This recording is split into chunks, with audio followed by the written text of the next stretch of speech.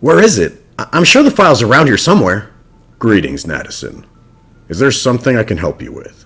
Yeah, actually, my dad spoke to me about entities that the Foundation captured that were exceedingly strong and nearly threatened the SCP Foundation. I know there's a file on them, but I can't seem to find it. That is because the files pertaining to the entities that you are referring to are kept in a separate location. We refer to the location as the Meta Facility. Meta Facility? Why name the facility Meta? Meta, or META, is an acronym for Manifested Extradimensional Threatening Anomalies. The entities housed at this facility are of the SCP-P identification.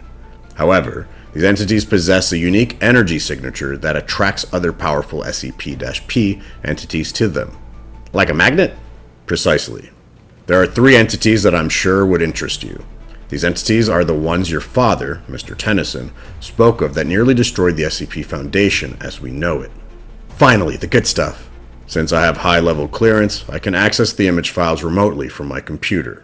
First, let us discuss SCP-P-006. Object Class: Keter. Description: the entity is a large bipedal orange dinosaur with 2 large teal wings and a flaming tail. The entity has shown the ability to fly and produce a thermal breath. So, a dragon that breathes fire? That's so skibbity. I'm not sure what you mean by the latter. However, I guess it does resemble a medieval fantasy creature. Do you always have to be so precise? I shall ignore the question, and continue since you originally wanted to find out about these entities. SCP-P-006, as mentioned previously, is to be housed at the Meta Facility.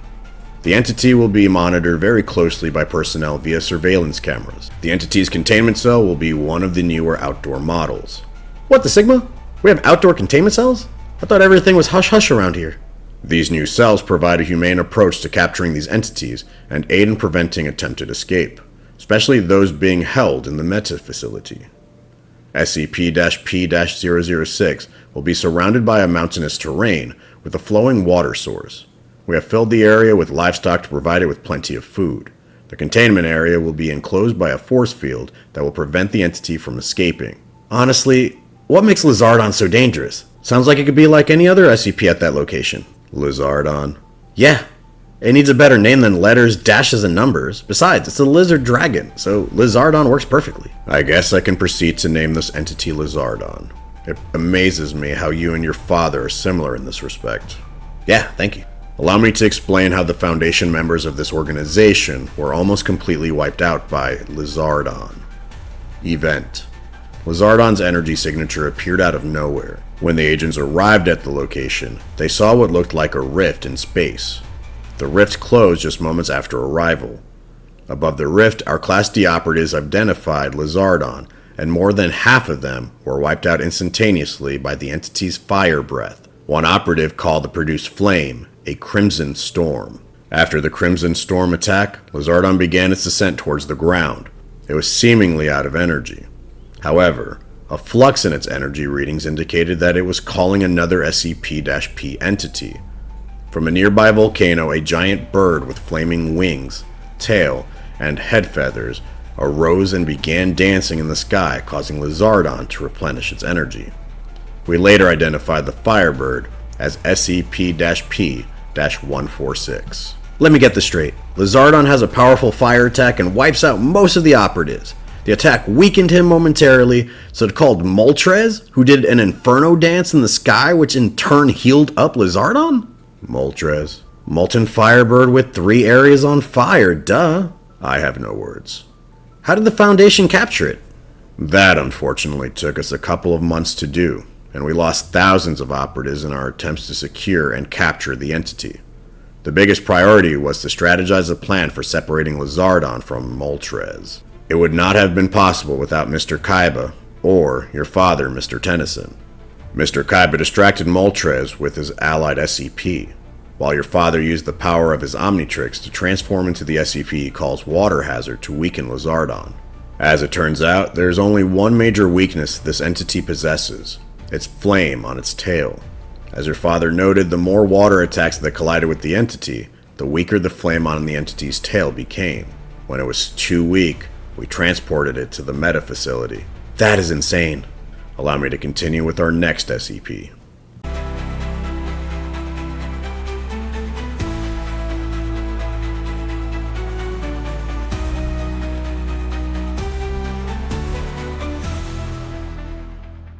The next entity I would like to discuss is SCP-P-251. Object Class: Keter. Description: SCP-P-251 is 2 foot tall and has celery green skin. Visibly, the entity's skin separates into layers like an onion. We are currently hypothesizing that the entity can shed its skin and grow larger. However, we do not have enough data collected to verify this claim. Further research is being conducted. The entity also has 2 large blue eyes, antennae, and 2 small wings that allow it to fly. Itty bitty celery? I got it. Celebi. Celebi. I'm not sure how you are so quick with these names, but it is quite fascinating to observe. While I'm great, duh. Containment procedure. Celebi is to be contained at the meta facility. It will be housed in an outdoor containment cell. The cell will have surveillance cameras, a force field around the perimeter, and a temporal frequency disruptor. Unlike Lizardon, this entity's environment will be in a forested area. You kinda glance over the important stuff. What's a temporal frequency disruptor? We believe the entity can travel through space-time. It has been discovered recently in ancient texts that date back centuries depicting a forest guardian that resembles this entity, protecting the South American rainforests. Since discovering this information, our organization developed the technology required to put a device in place to prevent Celebi from leaving our universe. Things get more interesting by the minute. Now allow me to explain how Celebi almost wiped out an entire town, including several high-ranking members of the SCP Foundation. Event: our research team managed to trace the rift Celebi came from to a small place called New Pallet Town.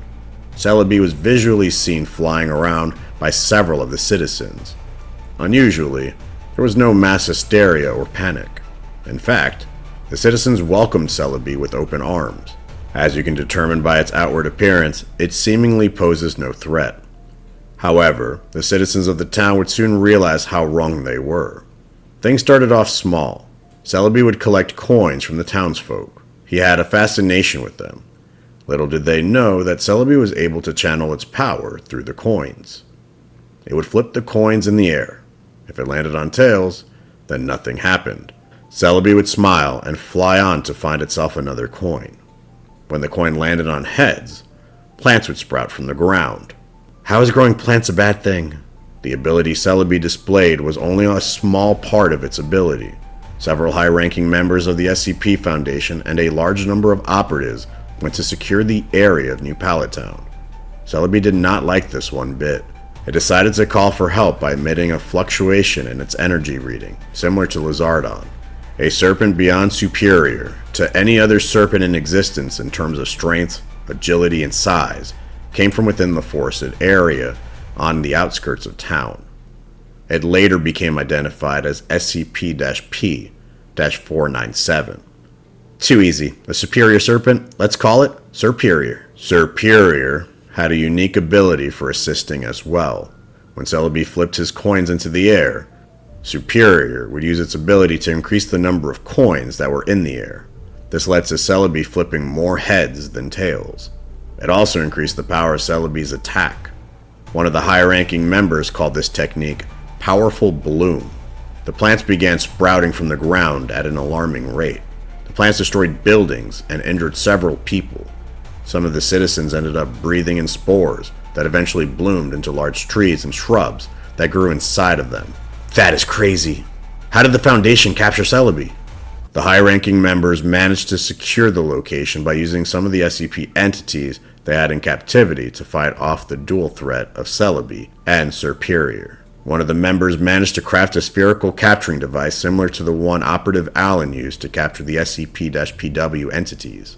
The device was temporary, but it gave the members enough time to secure the entities and relocate them to separate facilities. A few of the members were killed off in the attacks that day. The ones that survived formed the O5 Council. Wait!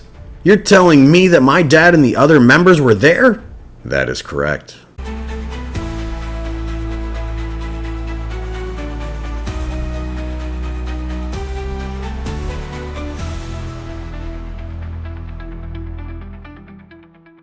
The final entity I would like to discuss is SCP-P-150.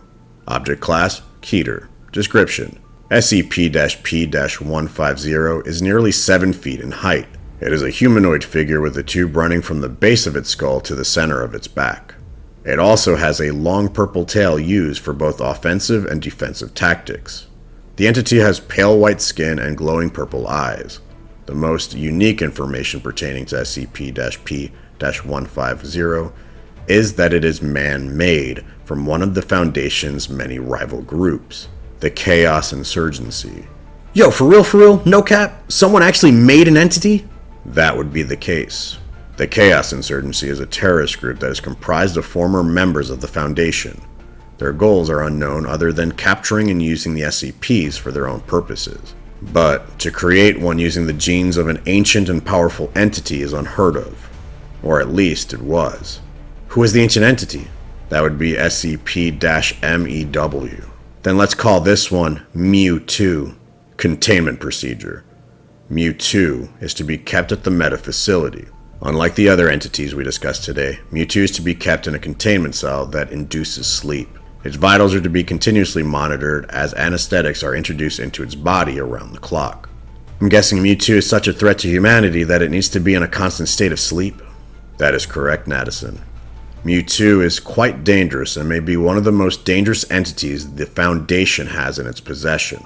Event: Mewtwo is created on New Island, just outside of France. The Chaos Insurgency believed they were creating a mindless weapon that they could aim and control. They were sadly mistaken. The entity became sentient and possessed many incredible gifts. Mewtwo can telekinetically move objects around with their mind, and is able to create psionic energy spheres with immense destructive power. The inconceivable thing happened in the eyes of the Chaos Insurgency. Mewtwo broke free of captivity and turned his power against them. If not for the Foundation, the Chaos Insurgency would have been wiped out on that island. We sent every member at our disposal to the island to contain the threat. At that time, we had older models of the Nido cannon that we used to weaken Mewtwo. It all seemed to be working in the Foundation's favor until an energy fluctuation from Mewtwo called another SCP for assistance. Another humanoid entity teleported nearby Mewtwo and began sharing energy with it. This new power helped Mewtwo unlock an even more devastating version of its ionic energy sphere. We dubbed the attack Psi Drive. The devastation was horrific. There were many casualties lost from a single attack. The move left Mewtwo weakened, but the other entity, which later became known as SCP-P-282, continued to feed Mewtwo more energy as though it was its duty. It even guarded Mewtwo when our operatives attempted to take him out with the Nido cannons. A guard? Duty? Let's call it gardevoir. In French, the word garder means to guard, and devoir is French for duty. You speak French? I took a class or two in world languages. Interesting. Womp womp, continue with the story. Very well. The Foundation and the Insurgency realized the situation. If we were to defeat Mewtwo, we would first need to defeat Gardevoir. O5 Council members Mr. Tennyson and Professor Samson Oakley devised such a plan. Your father used his Omnitrix to turn into the SCP Ghost Freak. With it, he was able to possess Gardevoir's body momentarily and fly away from the island. Meanwhile, Professor Oakley used his pocket orb to release his SCP partner, SCP-P-094. It is a ghost-like entity with the ability to become intangible, fly, and release ectoplasmic energy. It managed to subdue Mewtwo with several attacks while it was still weakened. The professor captured it in a temporary pocket orb for transfer. Wow, these SCPs sure are powerful. Precisely the reason why we must learn everything we can about them so we can ensure our planet's future. Are there any other entities locked away in the meta facility, Dr. Sanchez? There are several in captivity, Madison. However, I think that will be all for today. As always, if you wish to learn more about the SCP entities we house at this Foundation or others across the globe, be sure to file your request in writing and place it in the suggestion box below.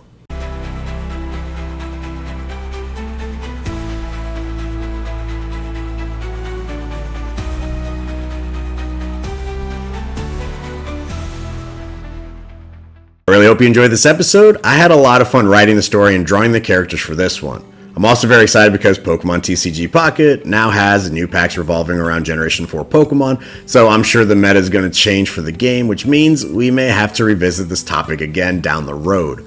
Also, if you are someone that wants to see their art potentially redrawn in one of my episodes, then you may want to check out my latest community redraw prompt. I want you to design a Chimera. It's essentially a mashup of several species together and may have the ability to breathe fire or something along those lines. Make sure to submit in a full body drawing. All I ask is that you make sure it's your own original design. No AI or tracing is allowed. Also, provide lore about your Chimera's backstory and abilities. This will help me with my final decision making when it comes to choosing who I select for the redraw episode. The deadline for this one is March 7th. Be sure to send your submission to dwmsredraws@gmail.com. That is dwmsredraws@gmail.com. I look forward to seeing the art you all create. As always, I'm drawing with Mr. S, and I'll see you all in the next video. Y'all take care of yourselves. Have a good one. Bye-bye.